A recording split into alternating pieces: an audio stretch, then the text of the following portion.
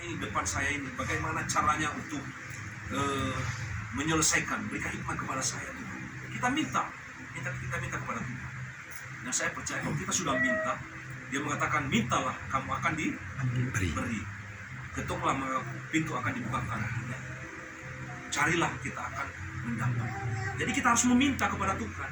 Dia mengatakan kalau kita kekurangan hikmat ya untuk melakukan sesuatu, menyelesaikan sesuatu ataupun masalah-masalah yang lain, kita minta hikmat dari Tuhan. Tuhan berikan hikmat kepada saya untuk menyelesaikan, membereskan masalah problem ini. Tuhan berikan hikmat kepada saya penuh dengan hikmat, kebijaksanaan dan damai sejahtera sukacita yang dari Tuhan. Saya percaya nanti itu langsung turun hikmat dari Tuhan. Begini caranya, begini. Setelah kita coba, kita ini benar ya, luar biasa. Nah, ini ada beberapa hal ini yang sungguh luar biasa. Memang firman Tuhan sedikit, tapi Powahyo sebetulnya kalau ini lagi kita gali lagi, itu luar biasa saudara. Ya, yang penting nomor satu tadi, kalau ada ujian, ada problem, ada masalah, kita pandang Tuhan Yesus ini suatu kebahagiaan. Terima kasih Tuhan, saya mengucap syukur Tuhan, pencobaan ini ya, yang saya hadapi saat ini. Terima kasih, kita bersyukur bahwa Tuhan itu baik lewat problem ini. Keduanya supaya kita tekun di dalam Tuhan Yesus juga, supaya kedua itu membuahkan hasil yang buah yang matang, yang luar biasa, supaya kita sempurna di dalam Dia, dalam Kristus Yesus ya. Dan keempatnya kita minta hikmat dari Tuhan supaya setiap masalah, problem ataupun di dalam hidup ini, dalam keluarga ya, minta hikmat Tuhan bagaimana supaya keluarga kami, keluarga saya, suami saya, istri saya, anak saya, supaya semuanya ada kedamaian, ada ketenangan, ada sukacita. Berikan hikmat bagaimana caranya untuk keluarga kami ini, keluarga yang takut akan Tuhan ya. Saya percaya kalau kita sudah minta kepada Tuhan, Tuhan pasti kasih dengan iman yang percaya kepada Tuhan. Amin. Amin. Dan firman Tuhan ini yang singkat menjadi hikmat, berkat buat kita, menjadi rema dalam kehidupan kita setiap hari ya. Amin. Saya melihat setiap kita itu masing-masing punya problem beda-beda ya. Tapi saya percaya cara sendiri, cara Tuhan sendiri yang luar biasa itu bisa menjawab setiap doa-doa kita. Bagaimana cara untuk mengatasi problem itu masing-masing kita. Asalkan kita, hati kita, pikiran kita tetap tenang di dalam Dia.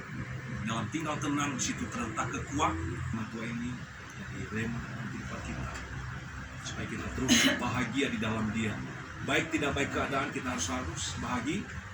Kita harus bahagia menikmati ciptaan Tuhan, kita menikmati berkat Tuhan ya.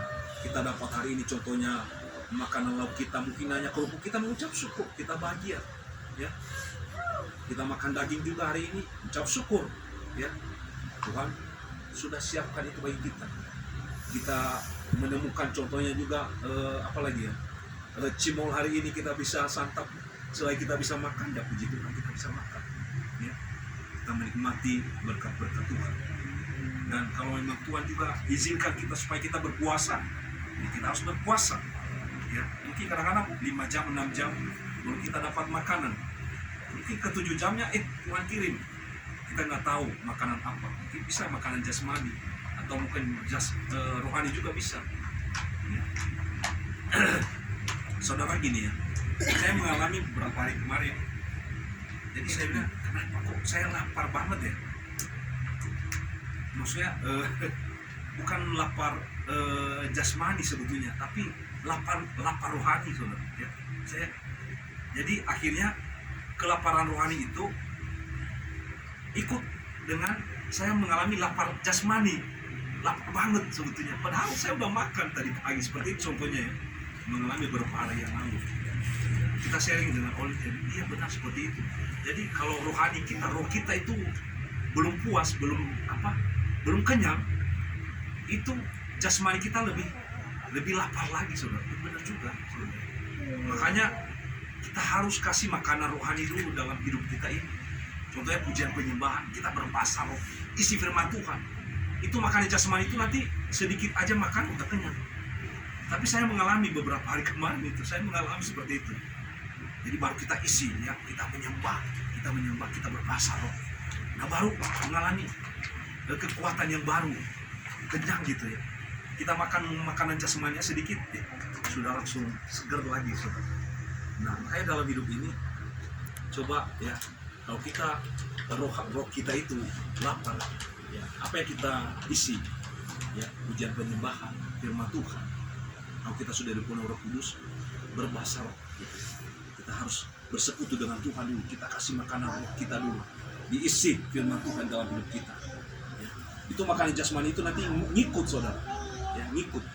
Tapi kalau kita terus kasih makan jasmani, itu terasa kayak kelaparan, masih kosong saudara ya. Itu yang saya alami beberapa hari kemarin ya. Saya coba, saya makan nasi, saya makan ini, tetap aja kayak lapar gitu.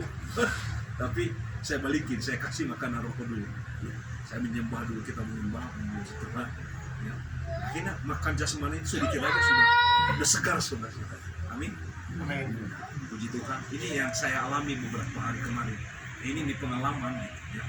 Jadi kita setiap hari itu kita kasih makanan roh dulu, makanan rohani kita, batin kita dulu, yaitu menyembah Tuhan, berdoa ya, isi firman Tuhan. Satu ayat aja setiap hari dulu, itu jadi rema dalam hidup kita, supaya apa yang saya baca pagi hari ini Tuhan jadi rema dalam hari ini ya, biar terjadi dalam hidup saya. Nanti makanan jasmani itu ngikut, sedikit aja juga sudah segar lagi tubuh kita. Amin. Tuhan Amin. Mungkin Anda mau bersaksi hari ini, gimana Bu dapat sesuatu hari ini? Kok kenapa jerit gitu? Biasanya nggak menjerit kan? Saya ingin Pak Leo dulu lah. Pak Leo saya lihat langsung ke geletak. Apa yang dirasakan Pak Leo? Bukan, ibu ini dulu sih. Oh iya udah lihat. Sama. Jadi lihat sesuatu gelap atau gimana? Kenapa bisa langsung?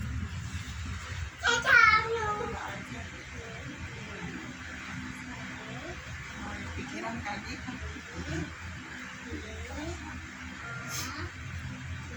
Udah lepas, sudah enak ya. Semua kita juga banyak pikiran macam-macam, tapi kalau kita datang ke Tuhan, kita lepaskan dulu, karena kita udah berserah saat kita bersekutu dengan Tuhan, beribadah, kita tekankan dulu pikiran-pikiran itu yang mengganggu kita, menghalangi kita datang kepada Tuhan. Akhirnya pas hadirat Tuhan datang, akhirnya kita menjerit gitu ya, nggak kuat hati kita, pikiran kita jadi menjerit. Tapi nggak apa-apa menjerit, Tuhan Yesus tolong saya, jadi biar lepas gitu, lega.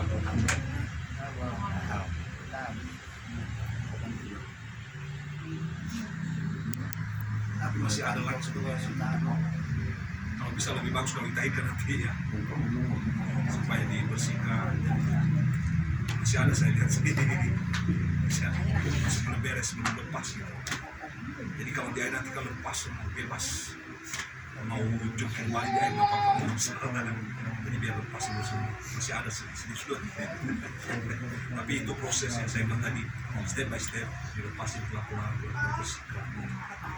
Jadi nggak langsung 100%, masih ada, namanya manusia saya berkata ya, ada aja nanti datang, tapi tetap kita percaya ya, bahwa Tuhan itu terus berkekuatan, memberi kekuatan kepada pemulihan hidup. Ada musasi kayak berkaca-kaca matanya, ada sesuatu kayaknya.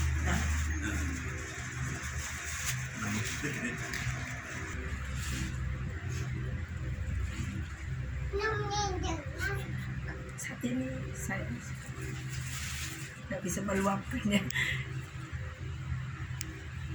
Saya bingung apa yang mau saya. Tapi Perlu penterjemah. Pakai bahasa Batak Toba ya.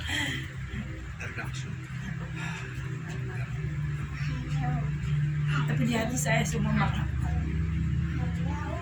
Saya bisa begini seperti yang kata Pak Mami. Atau saya berkaca-kaca. Saya merenungkan semuanya perjalanan hidup.